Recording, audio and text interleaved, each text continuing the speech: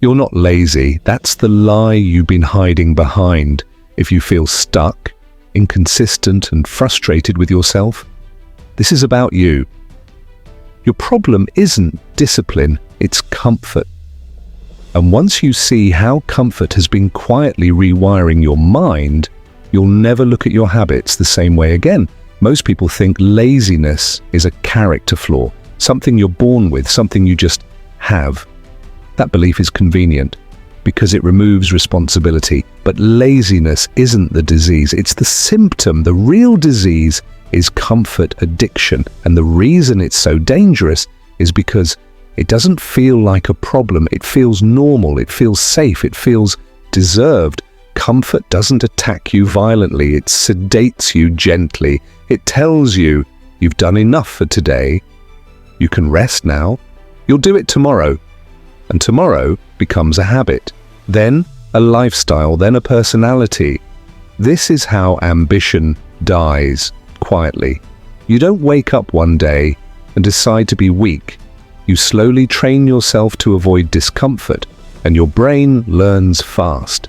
The human brain is a prediction machine.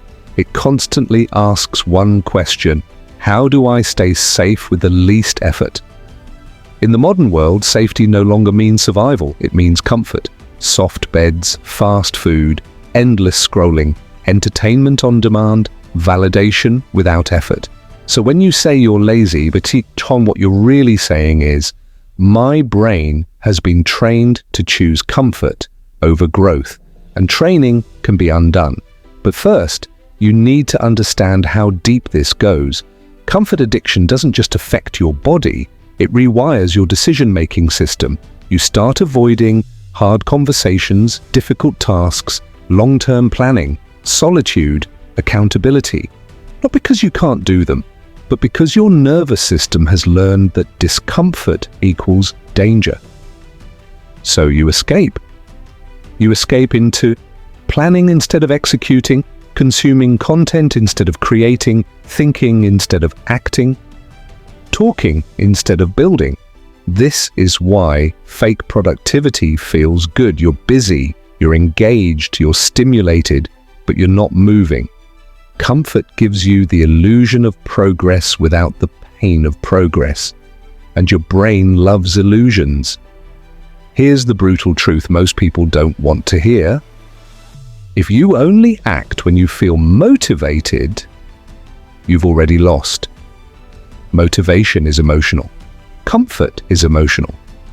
And emotional systems cannot build disciplined lives. Disciplined people don't feel different from you. They think differently. They don't ask, how do I feel about this? They ask, what must be done regardless of how I feel?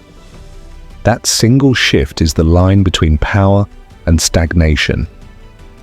Comfort addiction also explains why you start things strong, then disappear. At the beginning, novelty gives you dopamine.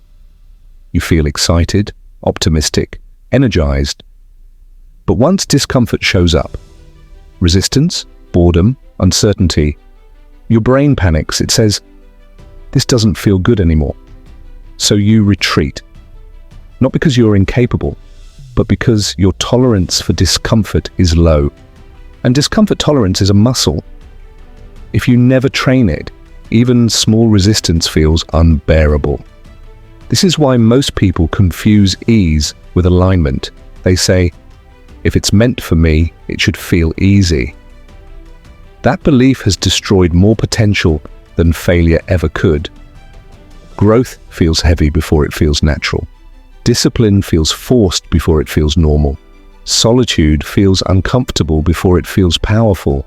But comfort addiction convinces you that discomfort is a sign to stop. In reality, it's a sign you're finally doing something meaningful. Let me make this very clear. Every powerful version of you lives on the other side of discomfort, and every weak version of you lives inside comfort. There is no middle ground. You can't comfort your way into clarity. You can't relax your way into discipline. You can't scroll your way into power. And deep down, you already know this. That's why comfort never fully satisfies you. It numbs you temporarily, then leaves you emptier. That emptiness is not depression, it's unused potential.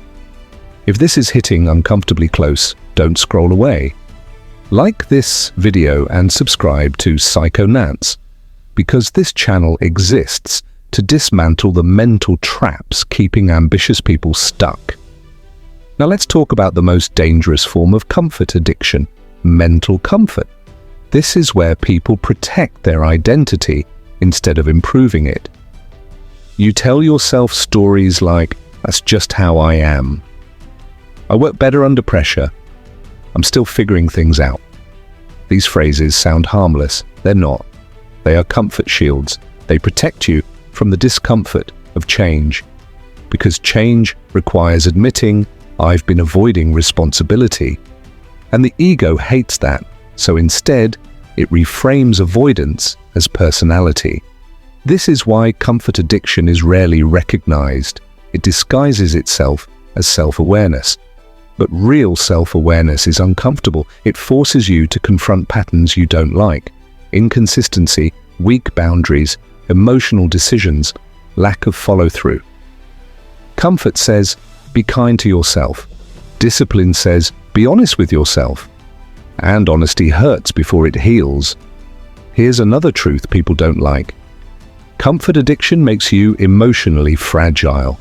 When life applies pressure, criticism, failure, delay, you crumble. Why? Because comfort-trained minds interpret resistance as rejection. So instead of adapting, they withdraw. Powerful minds do the opposite. They expect discomfort. They normalize resistance.